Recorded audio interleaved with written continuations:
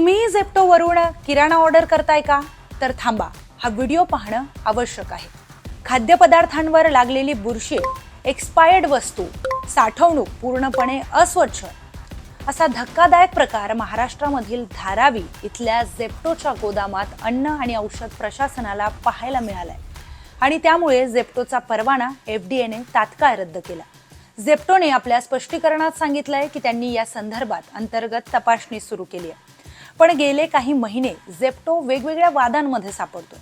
मुंबईतील वेगवेगळ्या गोदामांमधून आलेले व्हिडिओ व्हायरल झालेत, ज्यामध्ये हीच घाण आणि अस्वच्छ स्थिती दिसून आली आहे. झेप्टो सारखे ऑनलाईन ग्रोसरी प्लॅटफॉर्म जे फक्त काही मिनिटांमध्ये डिलिव्हरी करतात, यामुळे लोकांची दैनंदिन सोय झाली आहे. पण धारावीच्या गोदामात सापडलेल्या अस्वच्छतेमुळे हे अन्न खरंच सुरक्षित आहे का, असा प्रश्न निर्माण होतोय. आपल्याला घडलेल्या सगळ्या प्रकाराबद्दल काय वाटतं? कमेंटमध्ये आपलं मत नक्की सांगा.